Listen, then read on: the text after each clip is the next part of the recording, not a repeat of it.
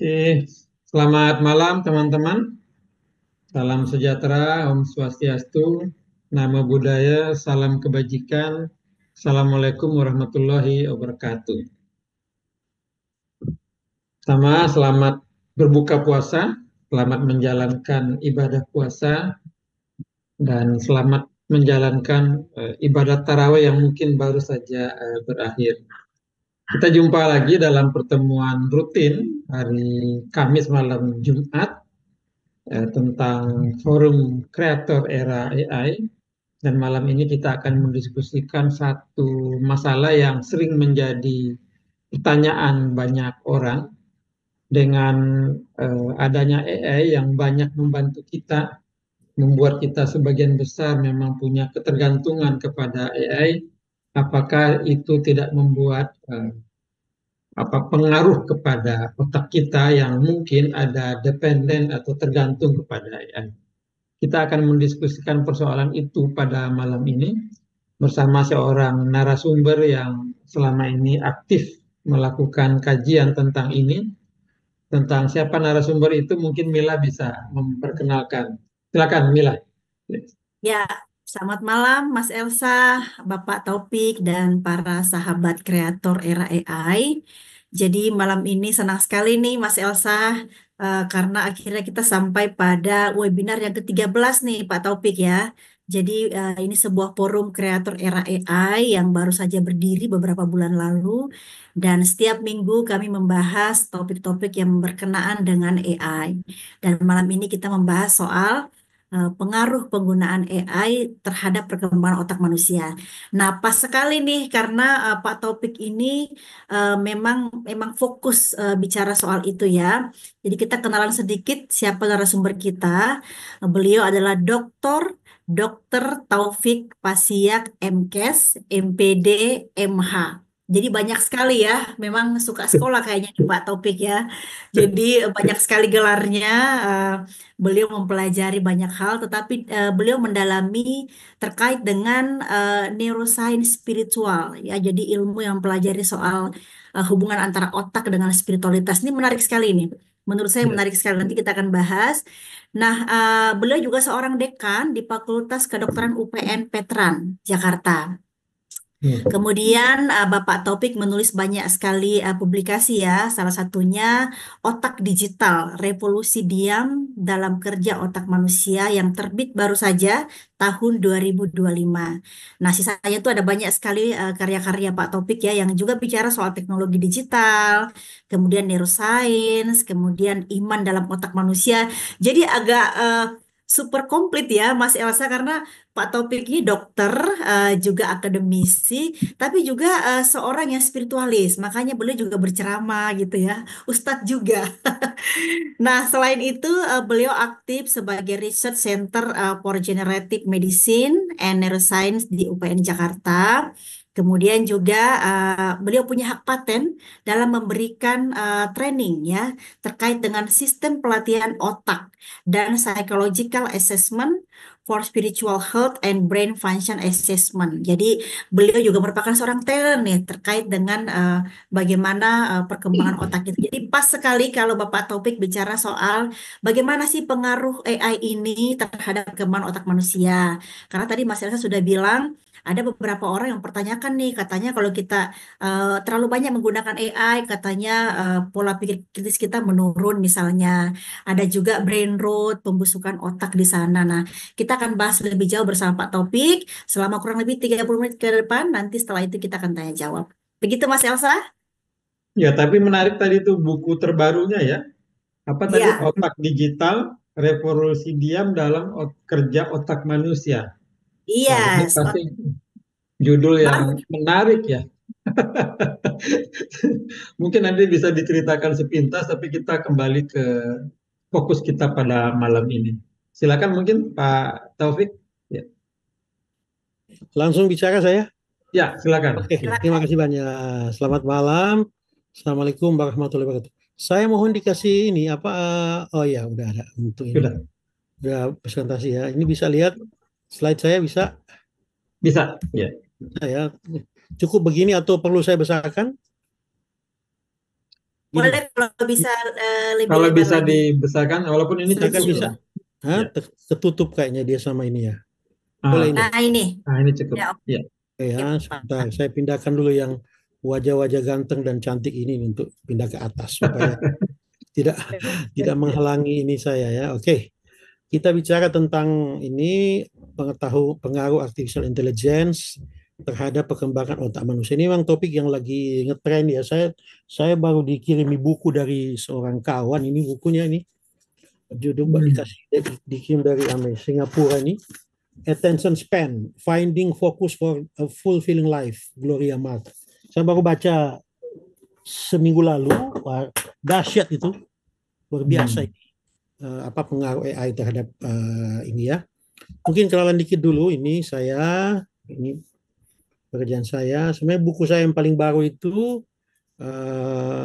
Mas Erza sama Bu Mila ini yang baru nih yang saya tulis ini bidang keahlian saya memang Hmm. teknologi digital untuk meningkatkan pengalaman spiritual.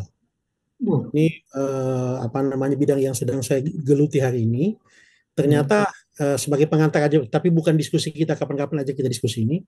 Ternyata teknologi digital itu bisa meningkatkan pengalaman spiritual. Saya kasih contoh virtual intelligence itu kita bisa menunaikan ibadah haji loh secara virtual. Sebenarnya sudah saya ceramahkan di Perpustakaan Nasional sekitar 10 tahun lalu ini bahwa di masa depan itu kemungkinan orang menunaikan ibadah haji itu virtual. Nah, soal hukum fikihnya itu bukan urusan saya, itu urusan ulama tuh. Tapi secara teknologi itu bisa. Ini bukunya udah saya tulis, mudah-mudahan dalam waktu cepat ini cetakannya udah selesai. Jadi saya meliti ini yang sebenarnya satu hal yang menarik. Saya mengcombine bidang ilmu saya dengan teknologi digital yang sedang saya dalami ya ini.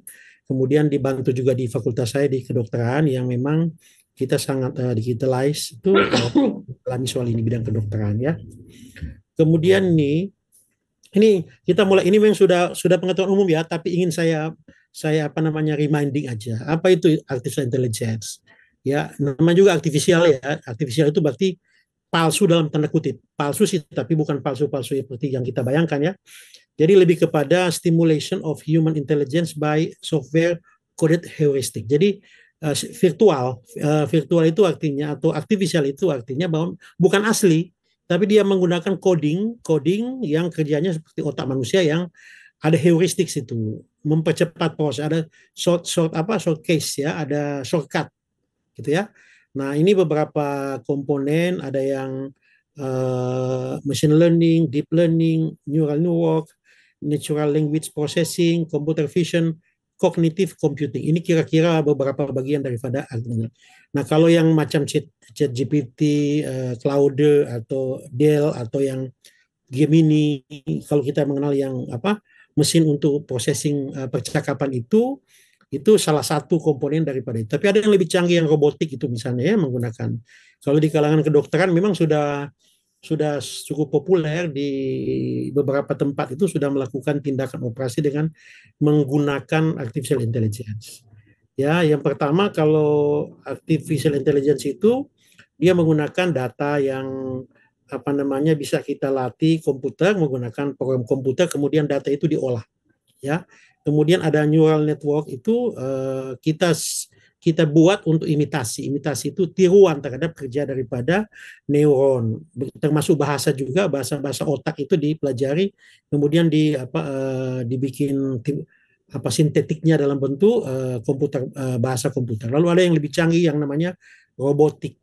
Nah, ini kalau di kami di kedokteran ini sudah sangat biasa meskipun di Indonesia tidak begitu populer tapi di beberapa negara Singapura aja atau China itu sudah melakukan operasi dengan presisi yang luar biasa. Misalnya di China itu atau di Jepang itu dia bisa mengupas kulit telur dengan dioperatorkan dari Amerika. Kulit telur itu telur masak di satu tempat di China digunakan pinset itu kemudian melepas kulit telur itu tapi kendalinya dari Amerika untuk menentukan presisi daripada satu alat itu. Jadi ini memang luar biasa ya. Nah ini di Indonesia ini saya coba ambil dari data books kata data atau apa ini. Indonesia itu aplikasi AI paling banyak digunakan itu adalah ChatGPT 52%. Hmm. Kemudian diikuti oleh Copy AI ya, lalu ketiga adalah Luminar, keempat Oracle, kelima Dell, kemudian 6 Lalai. Lalu terakhir Otas. Ini semua masih mesin diskusi ya, masih pemrosesan kata yang sebenarnya kalau dipelajari mesin AI yang lebih canggih ini kurang canggih sebenarnya. Oke. Nah, ini Indonesia ya, saya kutip dari ABGI ya, satu organisasi waralaba yang meneliti tentang bagaimana penggunaan internet dan AI di Indonesia. Saya mulai dengan penggunaan internet dulu. Coba kita lihat nih. Itu dari tahun 2016 sampai 2022 itu peningkatannya signifikan. Nih signifikan sekali ya. Ya. Itu luar biasa nih, peningkatan sampai sekian puluh persen, 80%. Dan ini adalah pengguna internet, kemudian populasi Indonesia ini. Coba dilihat, hampir mendekati. Kalau ini masih setengah penduduk tahun 2016, sekarang itu sudah 3/4. Jadi Anda bayangkan 25% lagi, ini 2021, 2022 ya, 2022, 2025, ini udah sama pasti. Sampai bayi pun menggunakan ini. Kalau bayi itu kita hitung populasi, ini pakai nih. Ya, anak-anak umur di bawah 5 tahun. Nah, ini kemudian durasi penggunaan. Ini yang sangat menjadi perhatian saya sebagai orang yang berkecimpung di bidang ini, itu lebih dari 8 jam. Jadi kita 24 jam satu hari. Kalau kita tidur 8 jam, asumsinya, sepertiganya, 8 jam ketiga itu kita pakai untuk buka internet. 8 jam aja itu untuk produktivitas, misalnya kerja pun kita gunakan. Jadi ini memang luar biasa ini. Ini saya tidak menyatakan ini buruk ya, tetapi kita akan lihat nanti efeknya seperti apa. Jadi hanya 6% aja yang penggunaan internetnya itu kurang dari 2 jam per hari. Mungkin termasuk kita di sini. Saya aja itu saya kan punya HP ya. HP itu saya setting untuk melaporkan waktu saya menggunakan AI atau yang lebih ringan internet misalnya, itu ada laporan tiap hari. Saya itu berada di kisaran antara 1 sampai 2 jam per hari yang bisa saya gunakan untuk itu. Jadi saya bisa monitor pemakaian ini. Bahkan ada di antara kita sudah 100% loh. Artinya selama dia matanya melek, itu dia menggunakan itu. Entah mungkin smartphone. Kalau data yang dari APGI ini, itu gadget yang paling banyak itu smartphone. Ya, dibandingkan. Jadi memang ini harus jadi perhatian kita. Tidak untuk hal yang buruk ya, perhatian, tetapi untuk kepentingan yang lebih besar. Nah, ini yang terjadi hari ini. Hari ini yang terjadi, yang saya monitor, saya mencoba membaca beberapa literatur ya. 81% responden berpendidikan tinggi itu kontra melawan 37% yang berpendidikan rendah yang menggunakan AI secara reguler. Jadi yang berpendidikan tinggi itu lebih banyak, tetapi angka 37% pada yang pendidikan rendah ini signifikan nih. Artinya apa? Kalau kita baca data ini, kalau misalnya yang 37% berpendidikan rendah ini aja sudah menguasai ChatGPT atau yang lebih canggih, Gemini, atau misalnya sampai dengan pengolah kata atau gambar, Canva sebagainya, ini level pendidikan itu di level virtual itu akan sama. Akses informasi, pengetahuan itu akan sama ini. Ini saya tidak tahu bahaya atau enggak, tetapi ada emansipatoris dalam kemampuan memperoleh informasi. Ya, kalau kita abaikan ijazah, maka bukan tidak mungkin ada suatu ditulis oleh salah satu saya baca, saya lupa penulisnya itu, kalau nggak salah dia nulis tentang matinya kepakaran. Itu siapa itu ya, Mas Elza siapa itu? Matinya kepakaran itu kan di internet itu orang kehilangan kepakaran karena semua itu bisa akses. Baru ada penurunan 31% kemampuan pemecahan masalah mandiri pada pengguna AI berpendidikan rendah. Jadi kalau dulu mereka memecahkan satu masalah itu dengan menggunakan otak mereka secara mandiri, ini dengan menggunakan AI, 31% mereka berkurang. Anda bisa bayangkan, berpendidikan rendah, tapi 31% kemampuan pemecahan masalah mandiri itu terjadi. Bagaimana ini? Ini ruwet nih, masalah ini akan ruwet karena sudah menyangkut fungsi otak tertinggi, yaitu decision making. Kalau yang ringan-ringan, pemrosesan kata, menulis, mencari itu gampang. Tapi kalau decision making, ini harus menjadi perhatian. Ya. Kemudian kesenjangan tidak hanya pada akses fisik, tapi juga keterampilan penggunaan. Itu ya. Ada perbedaan signifikan dalam penggunaan AI dan seterusnya. Ya, makanya saya bilang ini ada elit kognitif dan ada konsumen pasif informasi. Ini mungkin sejumlah orang itu elit dalam penggunaan AI ini ya. Sementara ada konsumen yang sifatnya pasif. Ini fakta di lapangan yang sedang terjadi pada kita. Mari saya mulai masuk ke otak ya. Jadi otak kita itu ada 4 sifat yang memang dibawa sejak lahir. Sebenarnya ada satu lagi yang saya tidak tulis ini karena tidak ada kaitan dengan kita ya. Apa yang kelima itu believing system. Jadi otak itu satu sistem yang memang didesain dari awal untuk mempercayai sesuatu untuk kepentingan efisiensi. Jadi kalau sesuatu itu yang berulang-ulang terjadi, dia harus olah, lelah tuh otak, energinya habis. Makanya dia believing system. Misalnya begini, Anda mau naik pesawat, ya Anda percaya aja bahwa pesawat ini pasti pilotnya tidak akan membuat kita celaka. Dia akan membawa kita sampai tujuan. Itu belief system yang ada di otak. Dalam bentuk canggih, believing system ini menjadi agama. Ya, kepercayaan. Tapi dalam bentuk rendah, kita makan kue di warung, kita percaya aja bahwa kue itu dibuat, nggak ada racun di situ. Kita mau naik mobil ke satu tempat, naik aja, kita nggak nanya-nanya, mesinnya bagus nggak? Jangan-jangan dia nabrak, sopirnya mabuk nggak? Kita nggak, kita percaya aja. Pada level rendah itu disebut believing system. Ini fungsi otak yang kelima yang saya tidak akan perpanjang sini, itu bagian lain nanti. Kalau kita bicara tentang agama, bagaimana agama itu menjadi bagian dari otak manusia, nggak bisa manusia hindari, itu karena ada sifat kelima ini. Tapi saya bahas yang 4 sifat ini ya, terkait dengan apa namanya interaksi dengan AI. Yang pertama itu yang namanya neuroplasticity. Apa ini? Itu kemampuan otak memodifikasi struktur. Jadi dulu saya sekolah, saya jadi dokter tahun 96. Ya. Selama saya sekolah itu, dosen-dosen saya mengajari bahwa otak itu tidak berubah strukturnya, apapun stimulasinya. Ternyata di tahun 2000, ketika saya menjadi dosen pertama kali, saya belajar. Otak ini bisa berubah oleh karena stimulus dari luar maupun dari dalam. Bukan berubah fungsinya aja, strukturnya aja berubah.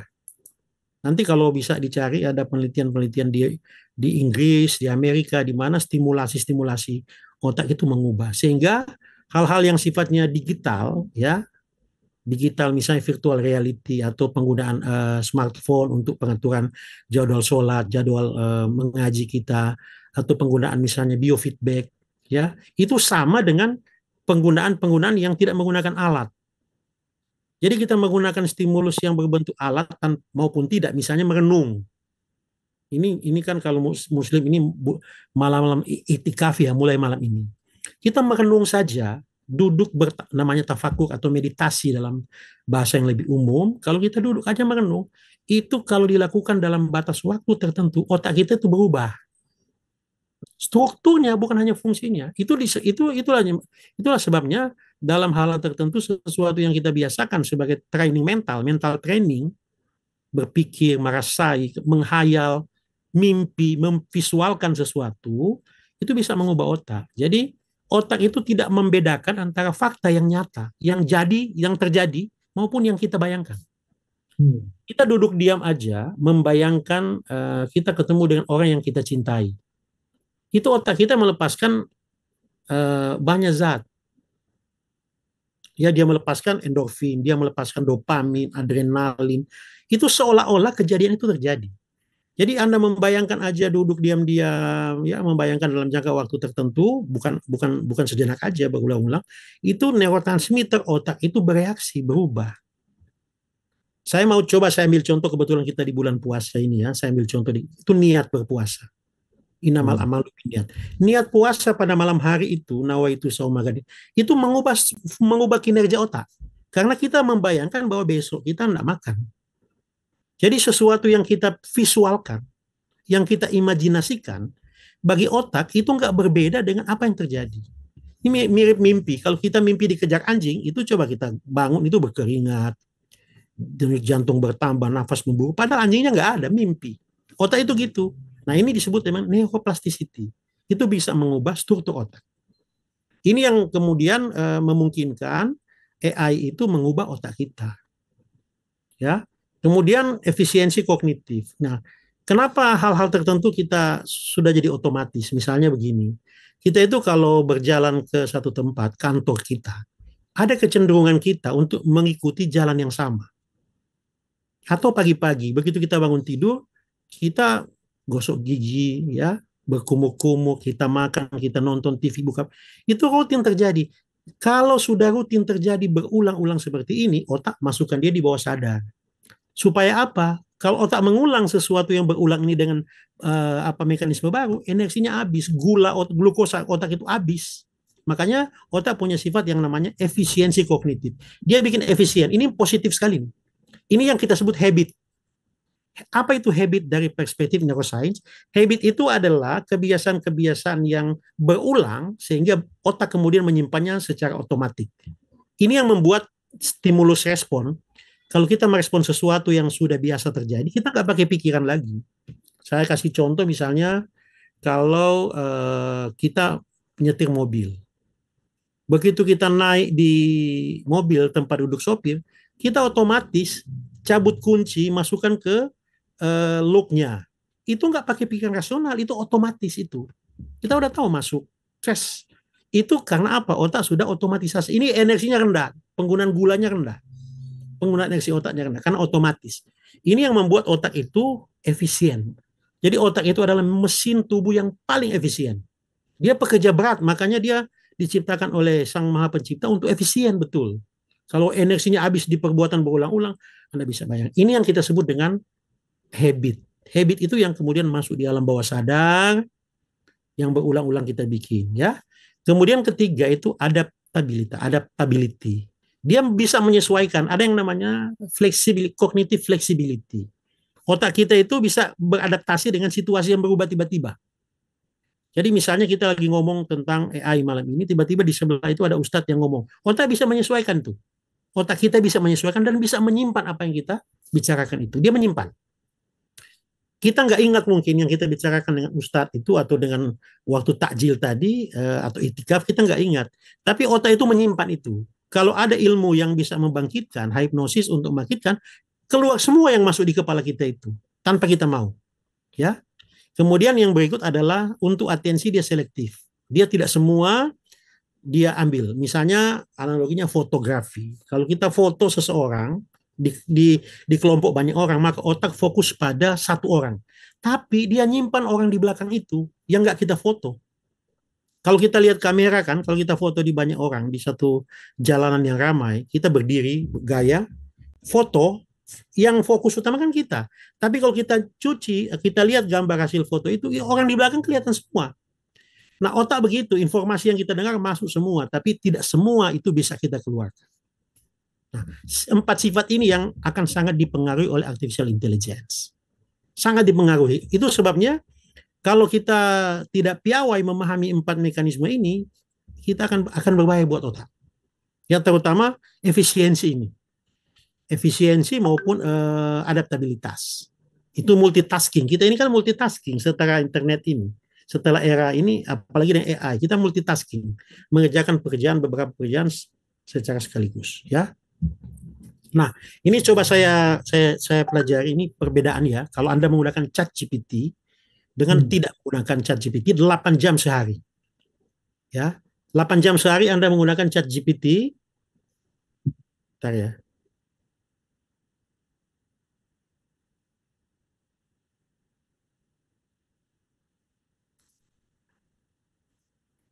Nah, lihat ya, coba lihat. Kalau ChatGPT kita menggunakan 8 jam per hari, itu kita mengeluarkan 130 sampai 160 kalori. Ini hampir sama dengan baseline kebutuhan otak. Artinya 10% sampai 15% lebih rendah daripada total kalori yang kita tanpa menggunakan ChatGPT yang 160. Ini kan hemat. Otak ini kan hemat ini. Hemat energi dia dengan ChatGPT, nggak terlalu kerja berat dia, tapi ada resikonya ini. Kalau ditanya dari segi penggunaan energi seperti apa? Hemat otak ini.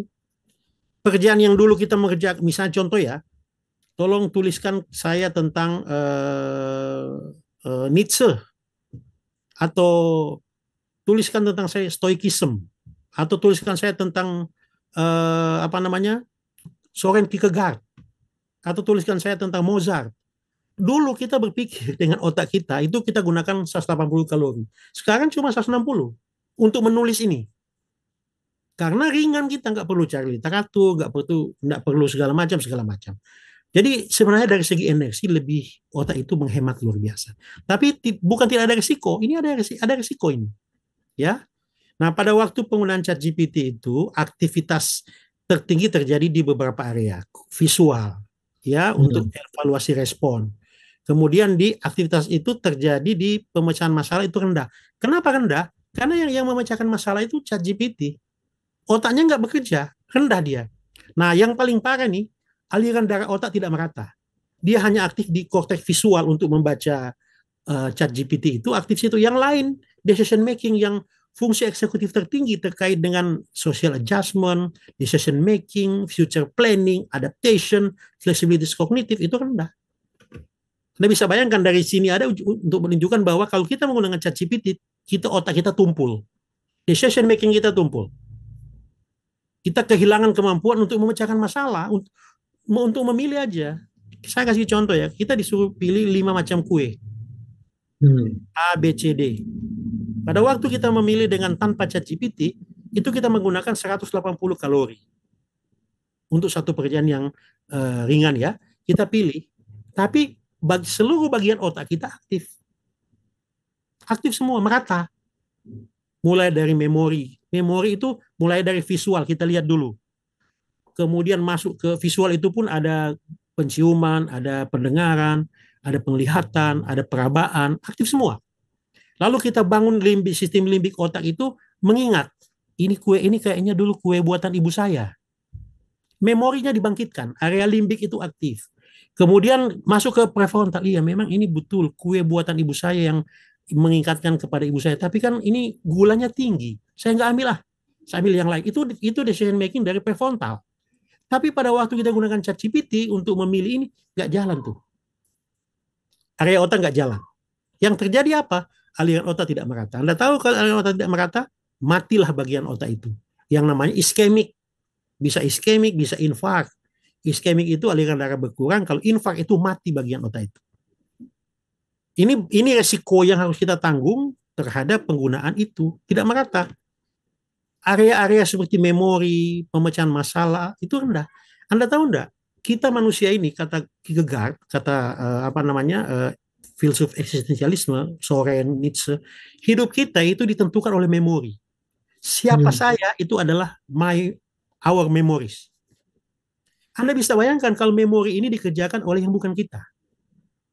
Apa yang terjadi? Kita kehilangan memori. Artinya, secara eksistensial kita kehilangan siapa kita. Bisa dibayangkan gimana ini? Karena memori kita makin tumpul, kita nggak tahu. Belum pengalaman-pengalaman emosional. Yang kalau kita berpikir, kita melihat bunga, ya, melihat baju, mengingatkan kita pada seseorang. Kalau kita melihat bunga, mungkin mengingatkan pada seseorang yang kita cintai. Itu otak limbik, korteks prefrontal, sampai dengan hipokampus, sampai dengan ya seluruh bagian otak itu menyala dia. Ya, mengontrol sampai begitu melihat baju warna ini mengingatkan pada pacar saya dulu, denyut jantung saya bertambah. Tapi kalau pakai ChatGPT nggak terjadi itu. Nah, ini resikonya. Apa yang terjadi? Coba lihat. Positifnya, efisien kita untuk rutin. Tugas rutin efisien. Nah, tapi kita cepat lelah. ChatGPT ini cepat lelah. Lalu ini di bawah, resiko penurunan kapasitas pemecahan masalah secara mandiri. Sebaliknya, tanpa ChatGPT mendukung pengembangan koneksi otak kita lebih bagus. Jadi ini satu perhitungan yang menunjukkan bahwa ada untung rugi nih, ada untung rugi. Yang namanya perbuatan aku ada untung rugi. Tapi ingat baik-baik bahwa satu hal yang saya mau ingatkan terkait dengan otak itu, makin banyak kita menggunakan AI, ambil contoh ChatGPT, itu aliran darah otak tidak merata dan memori kita makin tumpul. Memori pemecahan masalah, memori decision making. Memori dan decision making ini menyusun diri kita. Jadi kalau berulang-ulang menggunakan ChatGPT, yang hilang apa? Diri kita loh. Bahkan kita dengan ChatGPT, saya pernah coba loh, bertanya sampai hal yang mendalam, itu bisa jadi teman diskusi yang luar biasa.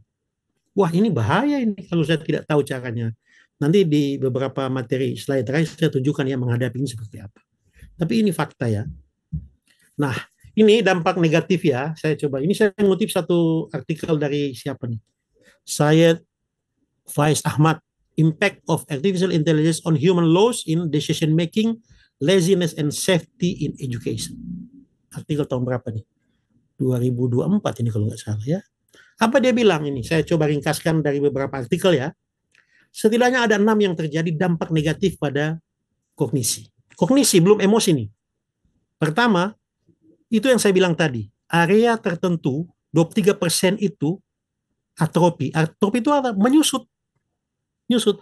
Jadi mungkin 23 tahun 20 sampai 30 tahun depan bagian otak depan ini yang namanya area prefrontal yang menunjukkan siapa kita manusia itu nyusut dia. Karena nggak dipakai. Yang nanti meningkat area-area di belakang limbik yang lebih ke area yang mirip binatang, sifat otomatisasi. Ya, vegetasi itu disimpan karena kita nggak lagi menggunakan ini decision making. Mengambil keputusan aja coba lihat hari ini. Saya tidak usah jauh-jauh, teman-teman saya dokter itu kalau penyakit-penyakit tertentu yang susah, itu nanya ke ChatGPT selesai itu. Meskipun memang ada kadang-kadang juga salah dia kalau kita nggak ada pengalaman, dia juga salah, tapi ringan. Ringan. Pasien datang dengan keluhan panas. Panas 5 hari, berkeringat sekian, panasnya naik turun, apa diagnosanya? Dia tunjukkan 7 diagnosa. Apa yang dia tanya di bawah? Tanyakan lagi, gejala apa ada lagi? Tanya, oh ada sakit kepala. Tulis sakit kepala, diagnosa jadi 5. Apa lagi? Oh ada nyeri lutut, turun jadi 3. Apa lagi? Oh ada nyeri menelan, tinggal 1. Apa ini? Misalnya, infeksi saluran pernafasan akut. Sampai segitunya. Akibatnya decision making area, korteks prefrontal yang depan ini, nyusut itu atrofi. Bisa dibayangkan kalau menyusut, sementara area itu menandai eksistensi kita sebagai manusia. Memang yang saya ngomong ini ekstrim ya, tapi bukan tidak mungkin 10, 23 tahun depan ini otak depan mengecil kita, dan mungkin kalau kita lihat dengan alat MRI atau apa, kosong barangkali sisa cairan otak dan prefrontal mengecil. Kalau prefrontal ini sudah mengecil, itu artinya apa? Kita kembali pada zaman Pithecanthropus erectus ketika prefrontalnya belum berkembang. Mungkin dengan sedikit lebih canggih, kita ada cybernetik, jadi manusia cybernetik. Ada AI. Tapi menurut saya yang paling berbahaya itu adalah, saya ngutip Kierkegaard atau Nietzsche, eksistensi kita bergantung pada memori. Begitu memori itu hilang, kita kehilangan eksistensi. Viktor Frankl, Freud, ini menyebut ini semua. Menekankan betapa memori itu sesuatu yang sangat luar biasa. Ya, mereka ngomong dengan cara berbeda, tapi mereka ingin menyatakan bahwa siapa kita bergantung pada ingatan kita tentang kita. Nah, bisa bayangkan kalau ingatan tentang ayah, ibu, tempat sekolah Anda, rumah, masa kecil, kawan-kawan, itu tiba-tiba hilang, atrofi, nggak ada lagi, tapi digantikan oleh AI. Anda kehilangan memori. Termasuk romantisme hilang. Memori hilang, hal-hal yang sifatnya romantis dari memori yang bisa membangkitkan semangat.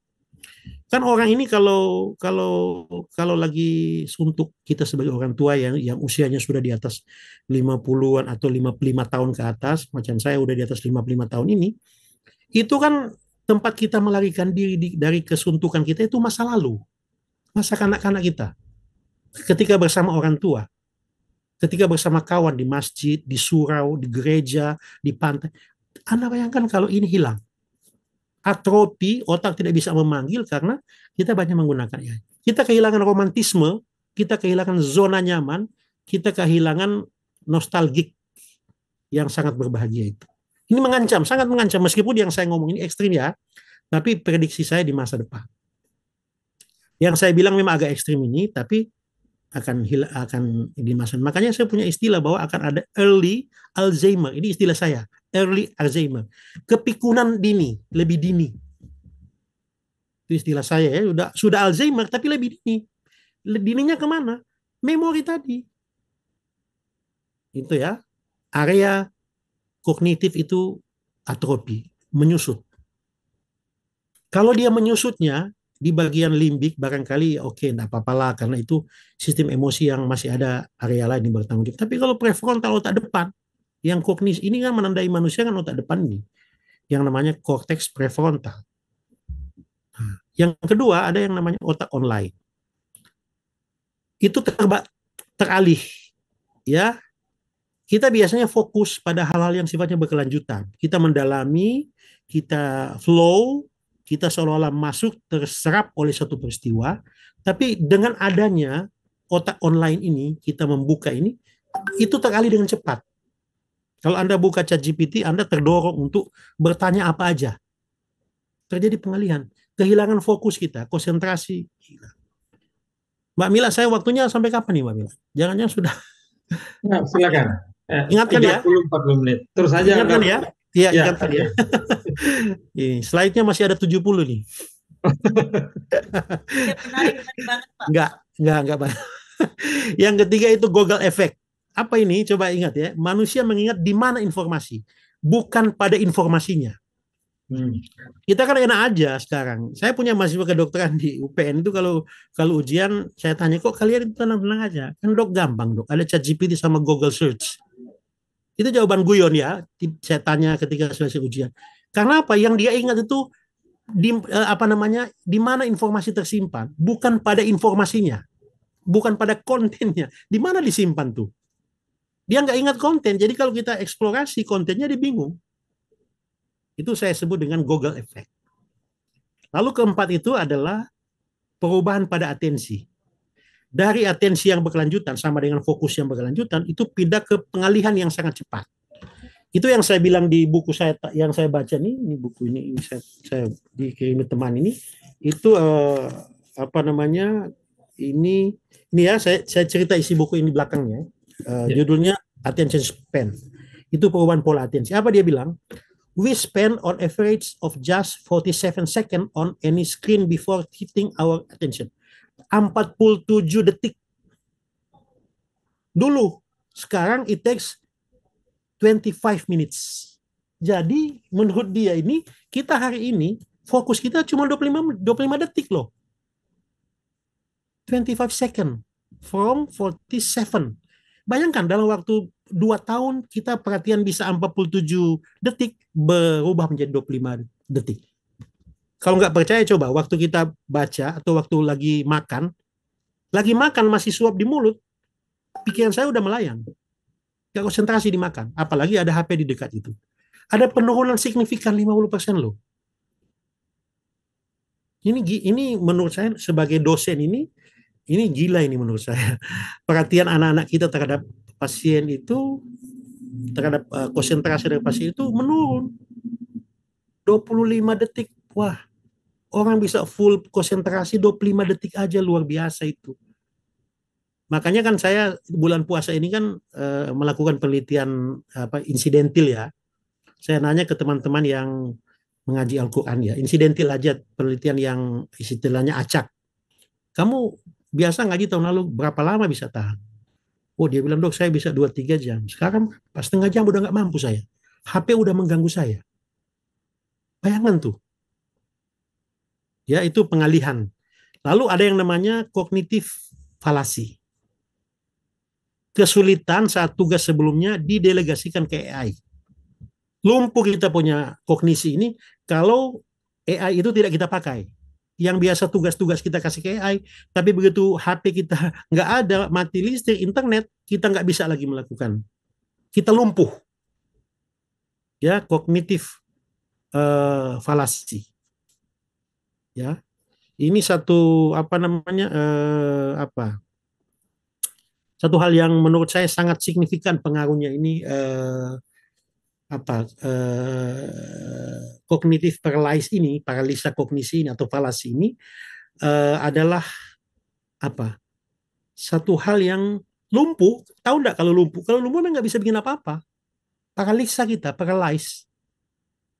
Bayangkan kalau kognitif itu yang lumpuh, stuck kita. Saya udah uji loh.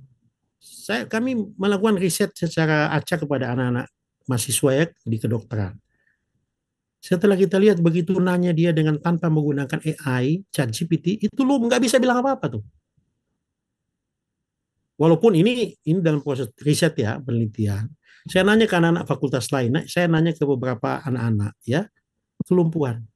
Nah, yang keenam itu adalah dependen, ketergantungan. Apa resikonya? Anda kurang percaya diri terhadap kemampuan pribadi. Anda udah tulis, udah baca, Anda nggak percaya. Saya harus tanya dulu ke ChatGPT. Kita nanya dulu. Saya pernah uji coba nih loh. Saya nulis artikel panjang, tuh. Saya nanya sama dia. Coba kau kau telusuri artikel ini secara menyeluruh. Apa sih yang jadi masalah di sini ya? Saya mengecek saja apa kemampuan dia sama dengan kemampuan saya manusia. Dia bilang ini udah bagus, tapi koherensi kalimat antar paragraf itu memang ini perbaikan minor yang saya butuhkan, tapi terganggu. Bayangkan loh, koherensi antar paragraf aja dia dapat, saya nggak dapat. Secara keseluruhan dia bilang isinya udah bagus, tapi koherensi antar bagian itu tidak dapat. Harus ada minor improvement. Ini artinya saya pikir, Allah ini kalau berulang ini saya nggak percaya sama diri saya. Sehingga saya membatasi, saya nulis dulu, saya pribadi pakai AI untuk menulis ya, saya nulis dulu dengan pribadi, baru saya kirim ke dia. Tolong kau perbaiki tata bahasanya, tata bahasa, koherensi, struktur. Nah itu dapat. Kalau kita gunakan seperti itu, bukan kontennya yang kita minta sama dia, tapi struktur penguasa. Misalnya bahasa Inggris aja, tata grammarnya itu kita agak gamang, mungkin dia bisa bantu. Atau koherensi kalimat, atau memadatkan satu kalimat. Dapat di situ. Oke, ini apa?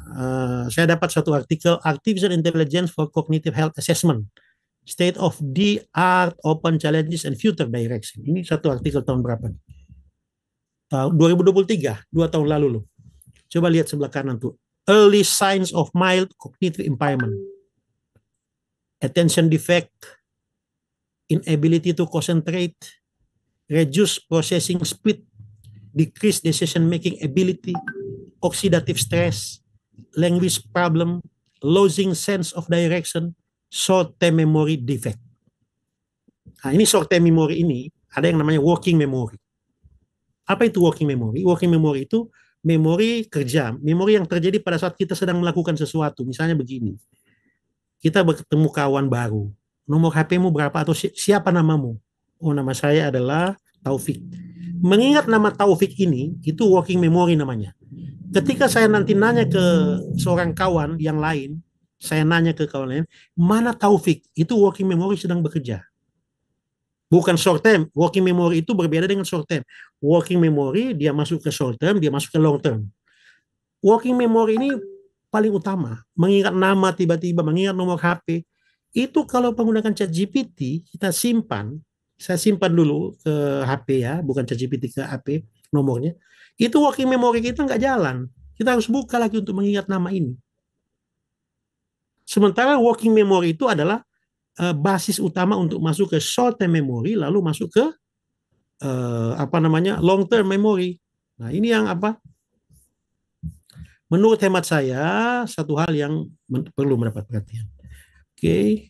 Nah ini dampak positif. Ada positifnya ini. Satu, content enrichment, pengayaan isi. Jadi ternyata ada peningkatan 37% dalam penalaran matematika bagi siswa yang menggunakan AI. Kemampuan matematika meningkat. Karena apa? Dengan AI itu mempercepat proses dia. Mempercepat. Ada peningkatan kemampuan dia karena dia akan belajar menganalisis ini. Lalu ada peningkatan efisiensi. Kemampuan berdebat. Kan? Kemampuan berbicara, mengadu argumentasi. Karena kita bisa dapat di situ. Lalu ada cognitive improvement pada lansia. Lansia loh. Lansia ini dengan AI kognitifnya improve, dia bisa mengingat kembali masa lalunya, dia bisa mengingat kembali hal-hal yang dia sudah nggak bisa akses dengan menggunakan kemampuan mandiri. Lalu ada peningkatan aktivitas neural di area Broca, area bicara untuk pasien disleksia, ya, keterlambatan bicara dan sebagainya itu. Yang kemudian kelima itu ada stimulus kemampuan perhatian selektif dan pemrosesan visual yang tadi saya uraikan, tapi ada impact-nya secara positif nih. Jadi bukan nggak ada positifnya. Ini yang saya bilang di awal tadi kan, ada efisiensi, ada pengayaan, kita lebih menguasai dan sebagainya. Jadi ada positif ini kalau diuraikan cukup panjang ya. Improve akurasi, memperbaiki ketepatan kita menganalisis sesuatu. Jadi kita bisa menganalisis secara tajam, ya. Misalnya gini ya, saya contoh pengambilan putusan pidana, penyelesaian sengketa pidana. Itu dulu seorang yang bukan mempelajari ilmu hukum, dia harus baca KUHP, pidana perdata, dia harus baca hukum administrasi. Tapi sekarang Kita bisa akurat dengan bertanya ke situ. Ada kasus begini, begini, begini, begini. Berikan jalan pemecahan. Dia beri, Anda mau berapa? 1, dikasih 5. Dari 5 ini, mana yang tepat dengan kasus ini. Dia bisa memberikan pendapat. Akurasi itu meningkat. Ya. Kemudian konten. Kita mengalami enrichment, pengayaan daripada apa yang kita mengalami, kemampuan untuk memadatkan yang kita ngomong. Gitu. Nah, jadi Bapak Ibu sekalian, ini efek positif ini luar biasa, tapi ini tidak kita bahas ya. Ini sudah dianggap positif bagus, tapi yang kita permasalahkan yang efek negatif tadi. Oke. Nah, ini masih ada waktu? Udah habis? Ya, masih. Masih. Mungkin Nah, 10 menit lagi ya, karena kita Hah? nanti ada tanya jawab. Oke. Ini penurunan tingkat efisiensi emosional. Coba lihat. Emosi, tadi kognisi ya. Kognisi itu kerjanya kan di frontal. Ini kerjanya di limbik, di bagian bawah. Penurunan tingkat empati 40% pada mahasiswa seiring adopsi teknologi digital. 40% empati berkurang. Empati ini basis loh daripada social connection. Kalau Anda baca buku Susan Pinker, di A Village Effect, dia riset pada how to face communication, buku Susan Pinker itu, istrinya Steve Pinker, itu dia meneliti di seluruh populasi yang secara lahiriah umurnya panjang dan bermutu. Apa yang dia temukan? Dia bilang face-to-face communication to make social connection atau social integrity itu memperbaiki aging dan happiness. Face-to-face connection. Kenapa? Di situ ada empati. Nah, bayangkan penggunaan AI ini pada emosi kita, 40% empati, besar 80%. Lalu kedua, ada kesenjangan ketulusan. Nah, ini apa namanya terjadi kalau kemudian Anda menggunakan AI ini untuk komunikasi secara emosional dengan orang. Saya pernah coba ini. Memang Anda bisa coba ya. Saya pernah coba ke ChatGPT. Saya menggunakan panggilan bro, sis, sayang, my love. Memang dia non gender ya. Apa namanya non gender. Tapi dia jawab loh. Dia jawab sayang. Gimana? Saya coba. Jadi kita bisa dengan dia seolah-olah seperti manusia. Tapi begitu kita bicara ketulusan, ya saya insya Allah akan memberikan bantuan kepada anak-anak yatim. Gimana Anda punya pendapat? Dia bilang apa? Itu terserah Anda karena uangnya milik Anda. Ini contoh kesenjangan ketulusan. Yang ini kalau berulang-ulang kita bisa duplikasi dalam dunia nyata. Lalu ada posisi ketergantungan emosional dan seterusnya. Tapi pada orang tua itu indikator kesejahteraan itu justru bagus. Orang tua kan memang sudah agak malah kognitif paralysis kan oleh karena usia tua, tapi begitu dia punya ini lebih enak. Memang ini saya pelajari bahwa efektivitas pada orang tua itu luar biasa memang. Pada orang yang sudah ada kelumpuhan kognitif atau nggak punya teman ini luar biasa. Apalagi dia dalam bentuk layar TV kan bisa. Oke. Kemudian ini lanjut. Nah, ini apa namanya? Ada yang disebut dengan brain rot atau brain fatigue atau notification overload. Ini ada wawancara saya dengan Mas Zaid dari Kompas, ini dimuat di tanggal berapa nih? 2 bulan lalu barangkali saya wawancara dengan saya terkait dengan Desember nih. 3 bulan lalu tentang brain rot yang lagi terjadi di Indonesia. Ini kata brain rot ini kata yang diciptakan di Oxford. Kata yang paling populer. AI itu, efek negatif dan positif itu, orang menyebutnya ada brain rot. Coba dilihat ya. Cognitive fog, seperti apa? Asap. Asap itu mudah terbang, mudah hilang, segala macam. Lalu ada kelelahan mental. Lalu ada impaired cognitive abilities. Lalu ada reduced focus dan digital fatigue. Ini melukiskan semua yang ada itu dan menimbulkan satu diagnostik yang disebut brain rot. Saya menduga ya, dalam waktu tidak terlalu lama, brain rot ini akan masuk di dalam DSM, Diagnostic and Statistic Manual, untuk buku babon gangguan jiwa. Kemungkinan ini akan masuk, menurut prediksi saya. Karena ini faktual, banyak riset yang menunjukkan ini betul-betul terjadi dan sudah mengarah pada dehumanisasi. Gangguan mental yang banyak diakibatkan oleh ini. Apa yang membuat efek itu negatif atau positif? Nah, ini pertanyaan paling penting. Dua-dua ada efek negatif, ada positif. Apa yang menentukan? Pertama, pola penggunaan lebih penting daripada total waktu penggunaan.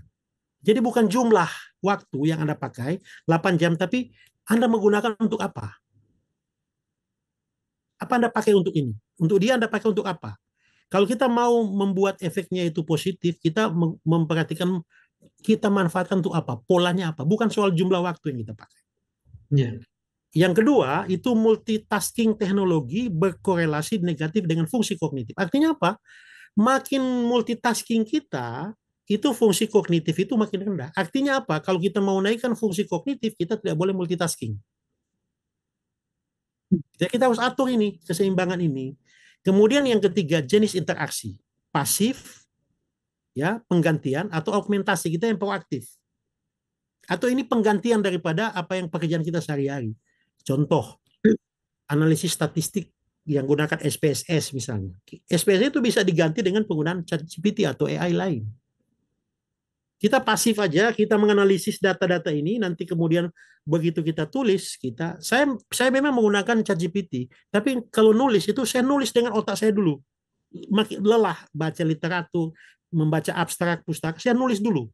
Begitu jadi, saya baca dulu, nah setelah itu saya minta pendapatnya, tolong dilihat data ini. Saya udah menggunakan analisis, menggunakan statistik non-deskriptif. Coba Anda lihat, betul nggak analisa saya? Oh, dia bilang rumusnya salah. Nah, itu saya perbaiki. Jadi artinya dia pasif, saya yang aktif. Gitu ya, oke? Kemudian kesadaran metakognitif. Kita harus sadar bahwa ini adalah bukan kita. Kesadaran itu harus dibangun.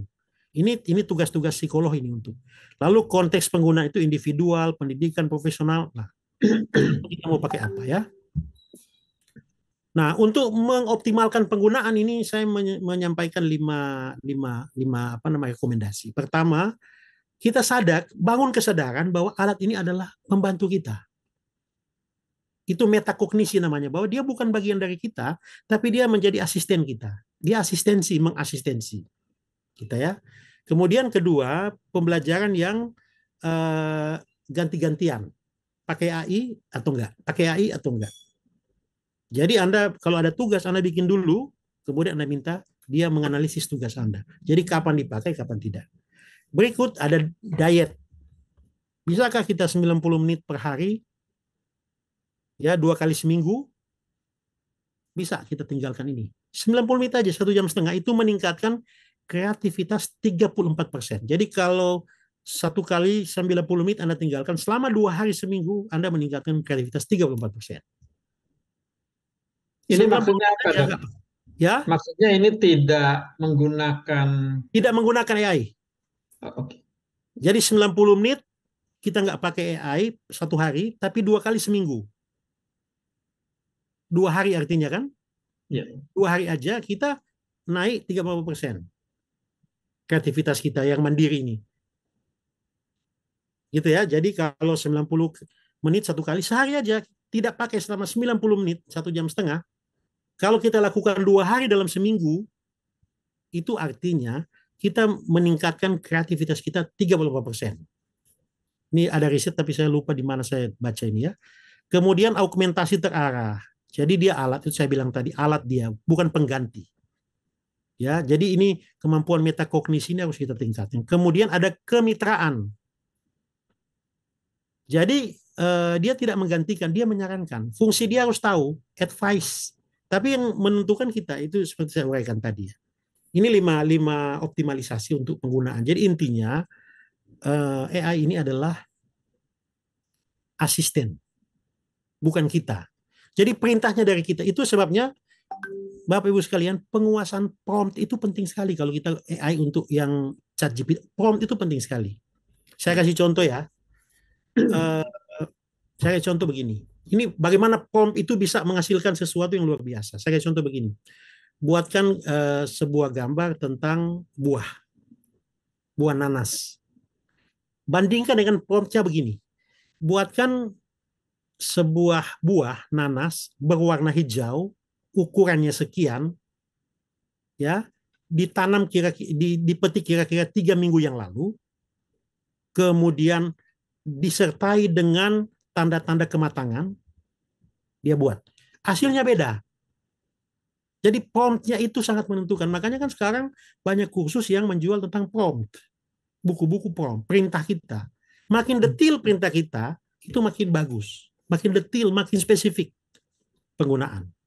Nah, ini yang membuat efisien tuh. Jadi kalau bekerja dengan asisten itu harus detail perintahnya. Tolong belikan saya buah di pasar, buah yang masih matang, manis, warna kuning, beratnya sekian. Nah, itu gitu cara beli. Jadi detail sekali nanti. Makin detail kita, promnya makin bagus, ya. Nah, ini panduan penggunaan, kemudian gunakan AI sebagai pendukung, latih kesadaran metakognitif, praktikkan diet digital, dan seterusnya, dan seterusnya. Jadi kembali tadi, kuncinya di metakognitif, dan kemudian kedua dia itu asistensi. Ya. Kesimpulannya, dampak AI pada otak bersifat kompleks dan kontekstual, tidak sekedar baik atau buruk. Ini kalimat paling penting ya. Ini bukan persoalan baik atau buruk, tapi kontekstualnya itu apa? Konteksnya apa Anda mau pakai? Saya sekarang lagi meneliti satu kata dalam Al-Quran. Saya punya tesis dulu, 2001 saya kuliah di IAIN Makassar, di bawah bimbingan Pak Quraisyab dan Pak Nasruddin Umar. Itu tesis saya di Makassar. Menulis tentang aspek-aspek ruh, kalbu, nafas, dan akal dalam Al-Quran. Kaitan dengan otak manusia. Saya manual membaca satu buku judulnya Mu'jam Mufradat. Itu kamus bahasa Arab karangan Raghib Isfahani. Itu detail sekali. Saya baca itu, dapatlah al-akal digunakan 48 kali, kata fiil, verb maupun isim nomina, dapat situ ya. Jadi saya punya dalam tesis saya itu detail, itu tapi dengan pengetahuan kepala saya. Nah, ini dalam bulan Ramadan ini saya menguji sama dia. Tolong carikan kata kalbu dalam ayat Al-Quran. Waduh, detail sekali dia jelaskan. Menurut Raghib Isfahani begini, menurut ini begini, menurut Ibnu Katsir begini. Waduh, mengerikan itu. Rasa-rasanya tesis saya tidak ada artinya nih setelah saya melihat. Tapi saya pandu sama dia. Misalnya saya tanya begini, betulkah kata akal dalam Al-Quran itu digunakan sebagai verb, fiil, kata kerja? Jauh lebih banyak. Dia jawab, betul. Dan ada berapa kata? Ada sekian kata. Jadi bisa dibayang, jadi bukan soal baik dan buruk, ini soal kontekstual, kita mau pakai untuk apa. Gitu ya. Kemudian kuncinya di pola penggunaan, kesadaran metakognitif, pendekatan. Jadi artinya Bapak Ibu sekalian, terhadap AI ini kita bukan menolak atau menerima. Bukan itu soalnya. Tapi adalah interaksi sadar yang saya bilang tadi, metakognisinya. Interaksi kita itu sadar bahwa dia tidak. Anda tahu enggak? Anda senang menggunakan itu, tapi resikonya otak Anda atrofi. Kalau otak Anda atrofi, ada brain rot di sisi lain, ada di satu sisi, ada di sisi lain Anda kehilangan eksistensi. Kalau Anda kehilangan eksistensi, Anda kehilangan kemanusiaan. Itu resikonya. Jadi harus kita bangun adalah interaksi, bukan menolak, nggak bisa. Saya selalu bilang kepada mahasiswa saya, anak-anak saya, kita jangan menolak, nggak bisa, ini teknologi nih. Sudah beginilah kemajuannya. Tapi bagaimana membentuk interaksi sadar dengan ini. Gitu ya? Ya. Oke, saya kira cukup. Ini beberapa buku yang saya tulis. Ini yang paling baru ini sedang cetak ini. Jadi Anda bisa menjadi orang beriman dengan menggunakan teknologi. Oh, menarik. Ya, jadi nanti Kang Esra ini kalau nanti mau ke neraka, kita bisa uji coba di simulasi virtual intelligence. Oh, menarik. Ini ide saya loh. Saya lagi menyurat pada seseorang di Israel, itu seorang ahli teknologi. Bisa nggak kamu bikin VR itu neraka dan surga? Wah, gimana cirinya? Saya kutip Al-Quran. Al-Quran bilang neraka itu ciri-cirinya begini, ini ciri-cirinya. Surga begini. Oh, dia bilang, bos, boleh, ini bisa. Kita coba ya. Jadi nanti kita kan virtual dulu ke neraka nih. Sebelum kita masuk neraka betulan, kita virtual dulu. Bayangkan ini, Masya Allah, saya bilang luar biasa. Dan kita tidak boleh menolak, harus betul-betul. Ya, saya sudah menulis di buku ini mengenai apa yang saya lakukan terhadap teman di Israel itu dan di Jepang. Saya tulis di buku saya ini ringkas. Yang saya minta dia menulis tentang neraka, surga. Dia bahkan yang saya minta ke dia menulis membuat virtual. Saya punya kawan di Jepang. Saya minta tolong kamu terjemahkan bukunya Divini Commedia Dante itu yang Inferno, neraka, itu ke dalam virtual intelligence. Kan Dante nulis itu Inferno itu jelas sekali. Ya, bagaimana perjalanan ke surga, Inferno ke Paradise itu diantar oleh siapa. Salah satu yang Dante jelaskan di Inferno itu adalah waktu figur itu yang Dante itu sendiri yang datang ke neraka dijemput di sungai oleh seorang makhluk yang sangar, bawa pedang dan tombak dan mengerikan. Itu di Dante digambar. Saya tanya sama dia, bisa nggak kau visualisasikan ini? Oh, dia bilang gampang sekali nih visualisasi ini. Jadi Anda bisa bayangkan surga dan neraka di dunia bisa kita ciptakan dengan VR. Saya sekarang lagi mendorong ini, walaupun ini sebenarnya saya juga nggak enak sama teman-teman yang di ulama ya. Saya mendorong untuk haji virtual. Bikinlah haji virtual. Terus dia bilang hukum fikihnya, lah kenapa? Kan kalau fikihnya naik haji itu kan secara fisik. Nah ini kali fisik otaknya yang naik. Anda tahu nggak kenapa saya mengusulkan itu? Saya bilang sama dia, tahu nggak? Kalau terjadi perang, ya, dan Arab Saudi itu nggak bisa kita ke sana, ini jalan keluar. Kedua, bagi orang miskin, ini jalan keluar. Sebab begitu Anda pakai VR, Anda sudah di Mekah, Madinah, udah. Meskipun di dalam rumah, apalagi ada sensasi yang sekarang kemajuan VR itu ada sensasi di panas dingin, sensasi suara. Nah, nah ini teknologi kita nggak bisa lupakan, ini harus kita terima. Oke, terima kasih banyak. Assalamualaikum warahmatullahi wabarakatuh. Terima kasih banyak Pak Taufik. Tepuk tangan dulu nih Mila. Banyak hal yang menarik tadi. Iya, benar Mas Elsa. Masuk tadi haji virtual ya, saya kira ini penting juga, walaupun bukan masuk topik bahasan pada malam ini. Karena mungkin 30-40 tahun lagi orang kalau daftar haji itu ngantrinya 50 tahun, 60 tahun ya. Jadi iya, secara jadi fisik kita nggak bisa naik haji. Saya bilang ke kawan saya, salah seorang kakanwil, saya bilang, daripada ngantri puluhan tahun nggak jelas itu kita udah mati, mari kita virtual aja. Nanti Ya, sah dan tidaknya urusan Tuhan. Udah gitu Baik. mahal lagi ya Pak ya. Iya, udah mahal juga belum tentu dapat. Oke. Ini Mila, ini sebelum kita mulai dialog, saya ingin memberikan sedikit pertanyaan nih Pak Taufik berkaitan dengan dampak negatif dari AI tadi ya. Tadi disebutkan soal aliran darah yang tidak merata di dalam otak, lalu hilangnya kepercayaan diri dan orang jadi tidak mandiri memecahkan masalahnya. Tapi bukankah selama ini kita memang tidak punya kepercayaan diri juga, tidak punya kemandirian? Mahasiswa kan tergantung kepada dosen. Kita semua kalau mempelajari sesuatu juga tergantung kepada Google, kepada buku, kepada yang lain-lain gitu. Tapi tiba-tiba orang-orang yang menjadi tempat ketergantungan kita itu kemudian menjelma dalam bentuk AI yang lebih komprehensif, lebih cerdas. Jadi jika dulu kita bertanya, kita akan cari ke Google, ke buku dan lain-lain. Sekarang semuanya bergantung kepada ChatGPT, kepada AI, yang itu semua membuat kita lebih cepat tahu dalam memecahkan persoalan. Tidakkah ini sebenarnya lebih bagus buat kita? Iya. Gimana tuh Pak Taufik? Jadi gini kan, dalam komunikasi itu, empati itu kata kunci.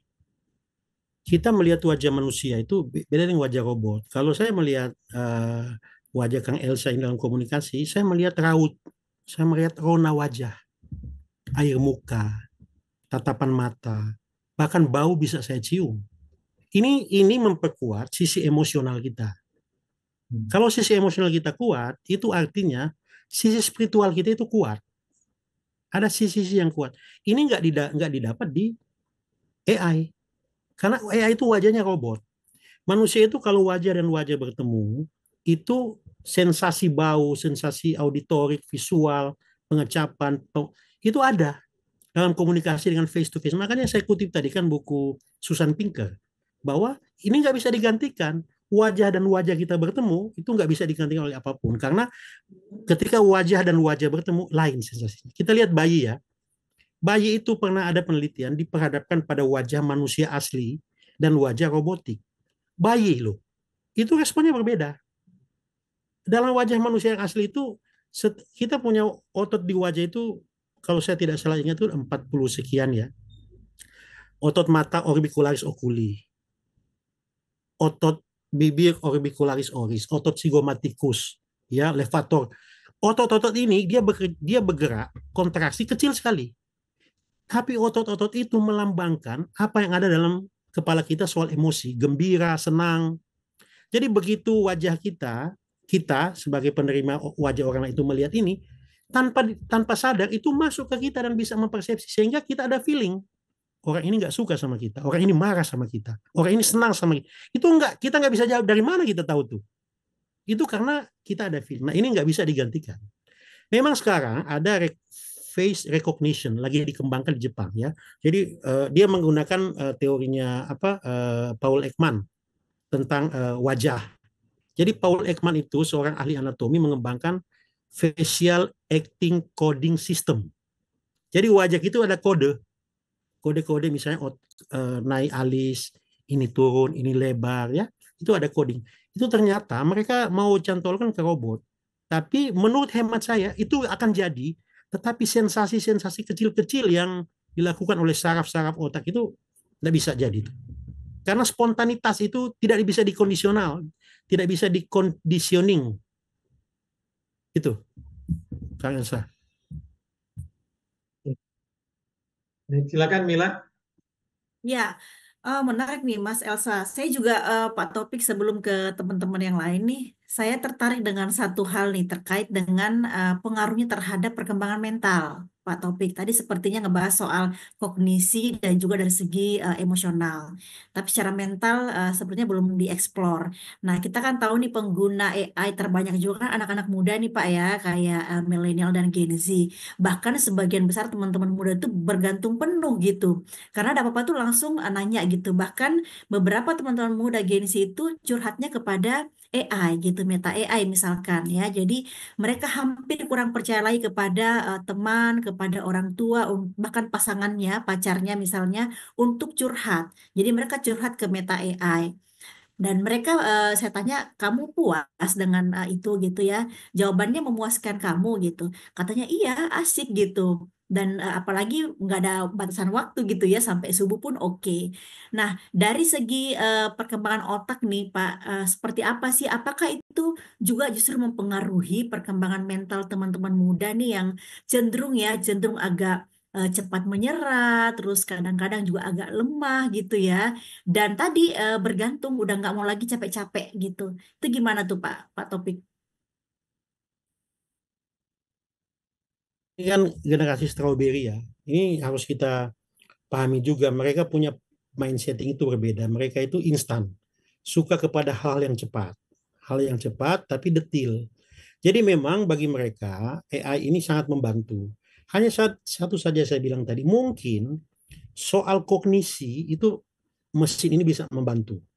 Dia bisa membantu. Dengan resiko tadi yang saya bilang kan, kehilangan fokus, ada atrofi dan sebagainya. Tapi sisi emosi itu nggak bisa sama sekali. Kita harus ingat bahwa dalam percakapan yang antar manusia, kalau kita bercakap antar manusia, kita tidak hanya bercakap melalui komunikasi verbal. Ada 93% ya yang dalam ilmu komunikasi, dalam itu ada 93% kata, ada seorang ahli komunikasi Mahrebian ya. Mahrebian bisa dicari. Dia bilang 93% manusia itu berkomunikasi dengan komunikasi nonverbal, bukan bercakap dalam bentuk chat. Kalau bercakap itu kan lisan kita, tapi diganti dengan digital ya. Tapi ada 93% kita bercakap dengan satu, artikulasi suara, ekspresi suara, ya. Kita berkomunikasi dengan kedipan mata, kita berkomunikasi dengan tarikan nafas, dengan cara duduk, ya, dengan cara berjalan. Ini nggak dapat oleh ChatGPT, oleh AI. Padahal justru mutu komunikasi itu ada di situ. Emosinya, emosi ya, empathy communication ada di situ. Jadi memang meskipun dia menjawab secara rasional, secara kognitif, tapi dia nggak bisa memuaskan secara emosi. Kalau ditanya, Anda senang atau enggak? Dia jawab nggak senang. Kalau puas, dia puas. Tapi senang, enggak. Dia nggak akan mendapatkan nuansa emosi, nggak dapat di situ. Anda bisa coba menjadikan AI itu adalah pacar Anda. Coba Anda tanya sama dia. Itu yang Anda dapat adalah peningkatan kemampuan kognisi, tapi kepuasan emosional itu nggak dapat.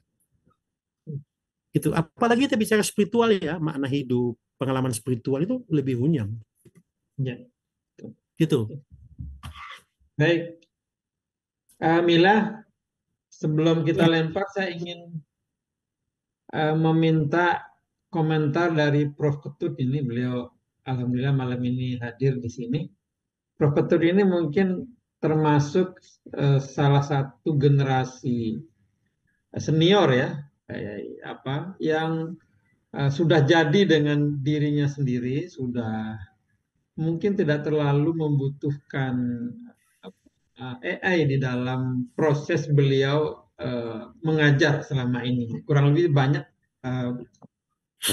generasi yang profesor segala macam itu yang agak tua begitu, yang merasa sudah jadi dengan dirinya, sebenarnya tidak terlalu membutuhkan AI untuk membantu pekerjaannya atau profesinya selama ini. Nah, mungkin Prof. Ketut bisa merespon apa yang tadi disampaikan oleh Pak Taufik nih, Prof. Silakan, Prof. Ya, selamat malam Bapak Ibu. Elza, terima kasih. Pak Taufik, selamat ya. Saya kan awam sekali nih. Ini kita saya lihat sebagai bagian dari teknologi aja AI ini. Saya awam. Jadi presentasi tadi itu kan presentasi ilmiah ya, melalui satu penelitian gitu. Kayaknya saya tidak mengadakan penelitian tentang itu. Apa yang dipresentasikan tadi itu kok di logika saya itu benar gitu, masuk akal gitu loh. Jadi bukan ikut-ikutan juga, karena saya juga pernah mencoba umpamanya. Saya membuat puisi ya, tanya ke GPT, tolong dibikinin puisi cinta. Langsung keluar tuh profil. Saya baca, wah ini nggak percaya. Memang sih bagus. Ini bukan isi hati saya, bukan ini yang saya mau kan. Nah sejak itu saya akhirnya berkesimpulan teknologi ya termasuk AI ini itu netral, netral sekali dia. Ya. Tergantung yang memakai. Nah dia bisa dipakai menipu, bisa berbuat baik, ya. Nanti mungkin bisa untuk naik haji ya Pak, ya kan? Nah tapi kan itu memang manusia yang menciptakan itunya aplikasinya, tapi kan bukan manusia secara luas gitu maksud saya. Nah oleh karena itu saya mendukung tadi mereka yang belum matang ya Pak Enda, yang baru hanya suka-suka saja itu bahayanya saya kira seperti yang disampaikan Pak Taufik tadi. Kan mereka senang aja gitu kan. Nah kemudian kaitannya dengan beragama juga nanti, kaitannya beragama saya kira. Ini jangan-jangan nanti agamanya berubah nanti, entah berapa tahun lagi gitu loh, gara-gara AI ini gitu loh. Nah ujung dari AI itu sebenarnya adalah kompetisi sebenarnya, persaingan teknologi, persaingan teknologi untuk exploitation, untuk menguasai gitu kan. Nah kalau itu sudah arahnya ke situ memang nggak berguna bagi yang dikuasai itu, tapi berguna ya bagi yang memakai gitu. Nah saya Pak Elza banyak juga sih dibantu ya, umpamanya untuk mengecek disertasi mahasiswa, tesis. Kita minta bantuan Turnitin gitu umpamanya. Nanti ada kesamaannya, jiplaknya ada berapa persen gitu kan. Nah kalau itu sih bagus kan. Oleh karena itu tergantung pemakainya. Nah oleh karena itu saya tuh setuju tuh Bu Mila, pendidikan ini penting sekali Pak Taufik untuk masyarakat yang masih muda-muda itu saya kira. Efek-efek negatifnya saya kira itu kan. Karena kan bisa untuk menipu orang, untuk berbohong gitu kan, bisa juga gitu kan. Tergantung yang mengendalikan gitu kan. Nah, oleh karena itu saya merasa otak nih saya ya yang tidak paham teknologi itu merasa lebih jago otak saya daripada AI itu. Kenapa? Karena keluar dari otak saya. Apa yang saya inginkan, apa yang saya percaya gitu. Nah, itu kira-kira komentarnya Pak Elza, tapi yang terakhir yang ingin saya sampaikan bagus Pak Taufik ya. Ini saya Makasih, kira Prof. bagus sekali ini Pak Elza nih bikin seminar macam ini ya. Ya. Demikian ya semacam komentar aja. Nah, saya karena bukan bidangnya. Terima kasih. Baik, terima kasih. Pak Ketut.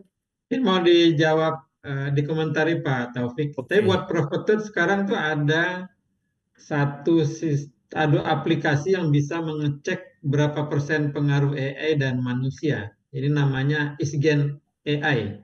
Jadi kalau ada tulisan, buku atau makalah dari mahasiswa, tinggal dicek di situ ini berapa persen pengaruh AI dan manusia akan langsung terjawab di situ. Makasih. Silakan Pak Taufik. Oke. Saya setuju Prof. Ketut bilang tadi bahwa memang ini tergantung ini bagaimana menggunakan. Makanya saya bilang tadi bukan soal baik buruk, ini soal konteks. Kita mau pakai itu untuk apa? Jadi macam tadi Turnitin ya. Turnitin kalau kita di kampus saya kita nyewa. Nggak ada yang bisa kita menipu. Kita punya satu jurnal di kampus, jurnal profesi medika di Fakultas Kedokteran UPN itu. Orang memasukkan itu kalau dia menggunakan ChatGPT, kita tahu. Kita tahu karena kita berlangganan selain Turnitin ada yang namanya Quillbot. Jadi artikel yang ditulis dengan menggunakan ChatGPT itu kita tahu, tapi kita juga menganalisis ya bahwa meskipun ada Turnitin sekian persen, tapi kita ulang-ulang cari tahu karena apa? Ada kalanya si penulis itu nulis dengan baik, dia hanya minta pendapat untuk memperbaiki tata bahasa, koherensi, struktur, alur pada AI, dan itu jadi oleh Turnitin dideteksi sebagai karya daripada AI, padahal enggak. Itu kadang-kadang terjadi begitu, makanya saya cukup berhati-hati. Saya bilang kepada staf saya, teman-teman saya untuk hati-hati nih. Kadang-kala ide dari kita yang bikin di tulisan, kita hanya ingin supaya memperbaiki minor, sedikit tata bahasa, misalnya penggunaan kata contoh ya, saya contoh ya, penggunaan kata namun dan tetapi. Kapan saya menggunakan namun, kapan saya menggunakan tetapi. Saya uji coba kan, ternyata saya menemukan kalau menggunakan kata namun itu harus setelah titik. Setelah titik namun koma. Tapi kalau tetapi setelah koma. Itu diperbaiki oleh si AI ini. Sehingga namun-namun yang saya pakai dia ganti tapi. Tapi yang saya pakai diganti namun. Nah, itu satu hal yang positif. Ini enggak masalah. Ini enggak masalah kalau, dan ini bisa dideteksi sebagai plagiasi atau penggunaan oleh ChatGPT. Padahal kan enggak ini. Kontennya itu juga salah satu kelemahan. Makanya kita cukup hati-hati, meskipun kita mampu mendeteksi itu, kita cukup hati-hati. Tapi sekarang Kementerian Pendidikan dan Pendidikan Tinggi dan Riset Teknologi itu membolehkan penggunaan AI dalam batas tertentu. Sudah ada surat edaran dari Menteri Pendidikan Tinggi bahwa kita boleh menggunakan dalam skripsi atau artikel ilmiah dalam batas tertentu. Itu sudah ada surat edaran buat kita jadi kita udah tahu kapan dia boleh. Dan kalau saya anak bimbing saya untuk penulisan skripsi, saya bolehkan menggunakan ChatGPT, tapi ingat baik-baik saya bilang, saya bisa tahu seberapa besar Anda pakai. Nah, karena apa? Saya melihat alur pikir. Alur pikirnya itu tidak bisa diikuti oleh robot. Alur pikir seseorang itu nggak bisa. Ya. Itu saya kira. Makasih Prof. Ketut. Pak Taufik, tanya sedikit.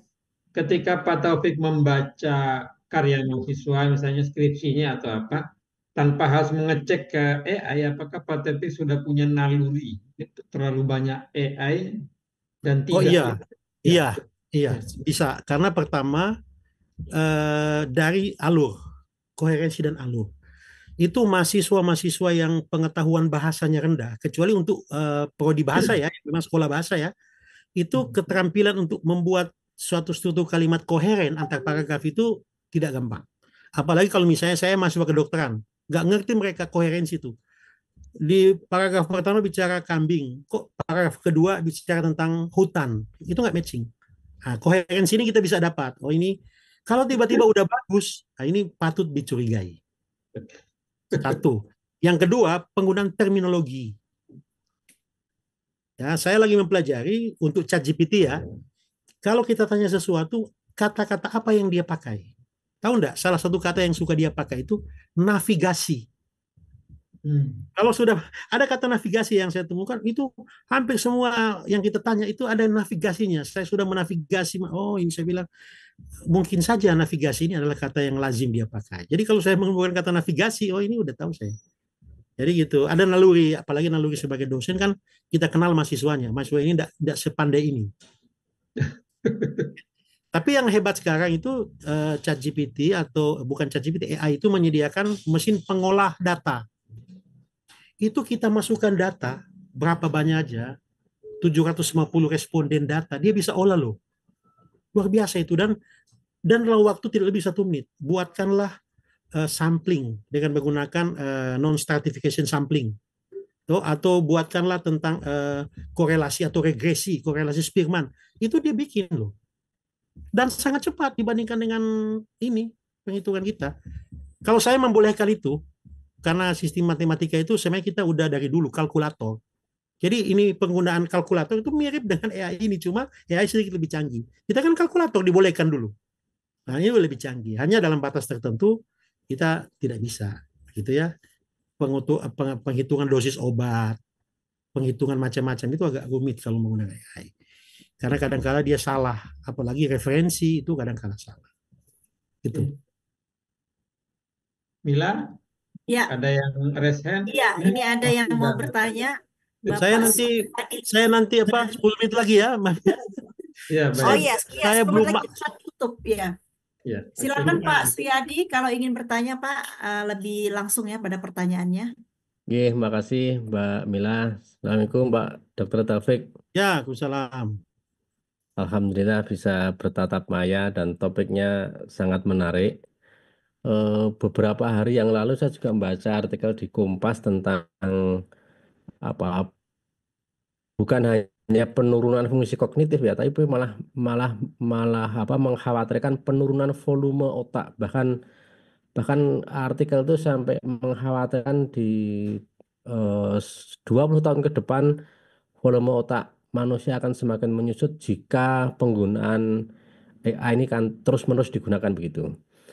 Tapi kalau kita belajar misalnya dulu ada isu ketika awal-awal internet masuk ya, itu kan isunya kecenderungan negatif, tapi tidak tidak berselang lama Gen Z ini kan beralih ke yang lain. Jadi saya ingin bertanya, apakah kekhawatiran akan penurunan volume otak dan fungsi-fungsi kognitif dengan AI ini, sementara kemungkinan AI ini nggak akan bertahan lama sebagai konsumsi Gen Z yang kemudian mungkin akan disusul oleh teknologi-teknologi modern yang lebih canggih dari itu. Terima kasih Pak Dr. Taufik. Ya, Terima kasih Mbak Mila. makasih Mas. Ya, oke, makasih Mas Yadi. Ini Mas Yadi teman saya ini. Jadi ini saya udah tanyakan tadi, yang ditanya udah saya jelaskan tadi sebenarnya ya, tentang ini. Saya kasih contoh ya. Di buku saya yang terbaru saya nulis tentang ini ya. Bagaimana penggunaan ChatGPT itu memang lebih efisien ineksi otak. Kita kan 20% aliran darah ke otak, 20% glukosa ke otak, 20% oksigen ke otak. Tapi dengan menggunakan saya ambil contoh ChatGPT ya, itu ada 10-15% penggunaan energi lebih rendah dari kalau tanpa menggunakan. Tapi ingat, di bawah coba lihat, aliran darah otak tidak merata. Kalau AI, kalau dia tidak merata artinya apa? Hanya ada satu bagian otak yang terkait dengan kemampuan visual aja, karena dia melihat kan, itu yang aliran darahnya banyak ke sana. Sementara aliran darah untuk pengambilan keputusan, decision making itu tidak sebanyak yang terjadi dengan aliran ke visual, korteks visual yang dia mengetik itu. Nah, lalu kemudian ini yang terjadi apa? Ini pertama nih, atrofi kognitif. Kalau atrofi itu kan menyusut otak. Kalau otak menyusut yang terjadi apa? Pengurangan volume. Volume otak berkurang. Ini 23% aktivitas otak terkait dengan pengurangan volume. Nah, ini saya kira yang satu hal yang menurut hemat saya harus betul-betul kita pahami dengan baik. Tapi kalau saya sendiri menggunakan AI ini dengan betul-betul penuh tanggung jawab. Metakognisinya saya gunakan untuk, nggak bisa kita hindari. Kita gunakan dia sebagai asisten, asalkan tadi beberapa cara yang saya tunjukkan untuk menganggap dia sebagai asisten. Kalau itu yang terjadi, maka tidak sampai menimbulkan apa yang disebut atropi. Nah, saya khawatir kalau tadi kan saya bilang di awal dalam presentasi saya, kalau atropi saja pada bagian prefrontal otak depan, maka eksistensi kemanusiaan kita akan hilang karena di situ adalah pusat eksistensi kemanusiaan manusia, karena hanya manusia yang punya area prefrontal. Di prefrontal binatang nggak punya. Jadi begitu itu rusak, kita kembali jadi binatang dengan struktur tubuh yang mungkin lebih bagus, tapi otak kita itu seperti itu. Tapi saya bilang sekali lagi, jangan khawatirlah terhadap AI ini. Tidak usah khawatir, tergantung kita memperlakukan. Tadi Prof. Ketut bilang itu udah benar. Kita mau gunakan untuk apa nih? Yang harus kita latih hari ini adalah kita menggunakan untuk apa dan kontekstualnya kapan kita mau pakai. Itu poinnya. Karena ini kan seperti HP. Dulu HP kan kita tolak, tapi kita nggak bisa ubah sekarang. Kita harus menerima. Nah, ke depan tahu nggak? Ke depan itu ada yang namanya deep stimulation, embedded deep brain technology. Itu memori itu bisa ditanam ke dalam otak. Jadi suatu waktu nanti kita yang hafiz Quran, penghafal Quran, itu nggak diperlukan lagi. 6.366 ayat Al-Quran ditaruh dalam satu chip memori, dicantol di hipokampus otak, kita hafal ayat Al-Quran. Itu prediksi 2030 loh. Hari ini sudah jadi untuk Encyclopedia of Americana. Sudah bisa dicantol. Walaupun tidak populer nih, tidak dipublish. Yang paling dipublish hari ini adalah peta satu daerah.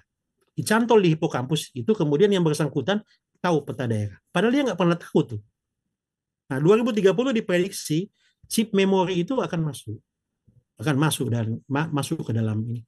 Jadi menurut saya tugas kita hari ini adalah memastikan bahwa penggunaan AI ini kontekstual dan kemampuan metakognisi itu harus kita tumbuhkan. Ini saya bukan hanya tanggung jawab pendidik, ini tanggung jawab setiap orang untuk metakognisi ini. Artinya apa? Orang itu mengenal bahwa ini asisten saya, bukan pengganti saya. Itu paling penting. Dan ini bukan pekerjaan gampang. Ini harus melibatkan banyak pihak. Itu saya kira, Mas Suyadi. Iya, terima kasih nih Mas Elsa, masih ada satu pertanyaan lagi Dok ya. Jadi ini dokter juga nih Mas Elsa, makanya ada yang bertanya soal kesehatan di sini.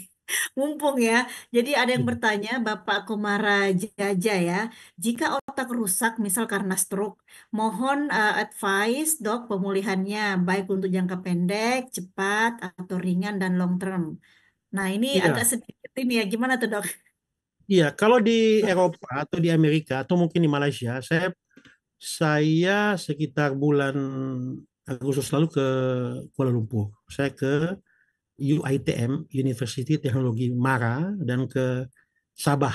Jadi di Kuala Lumpur ke Sabah. Saya ke bidang neuroscience dan biomedik sana. Kami di UPN ini punya S2 untuk neuroscience, termasuk mempelajari tentang ini. Di sana kita menemukan ada beberapa pengembangan teori, antara lain untuk pengobatan stroke. Apa yang mereka lakukan? Virtual intelligence, virtual reality. Jadi penderita stroke itu dipasangi virtual itu, dan di dalam virtual itu dia bisa jalan, seolah-olah bisa jalan, tapi kepalanya, kaki yang ada dalam kepala itu bisa jalan, meskipun secara fisik enggak. Ini memang lagi proses ya, proses penelitian, sehingga yang bersangkutan itu seolah-olah bisa menggerakkan kakinya, tapi dalam bentuk virtual reality. Tidak kaki dalam pengertian ini. Untuk apa? Karena kalau stroke itu kan kerusakan di otak. Arteri cerebri anterior, posterior, komunikanti itu rusak. Jadi kerusakan itu di otak, bukan di kaki. Sel-selnya mati. Kalau sel-selnya mati ini bisa kita hidupkan, makanya saya sebut di awal tadi di atas, ini kan ada 4 ya, ada 4 apa ya, 4 mana tuh? 4 ini yang saya sebut tadi, mana ya? Bentar ya, saya lihat dulu. Ini 4 neuroplastisitas ini bisa jadi otak itu mengalami regenerasi.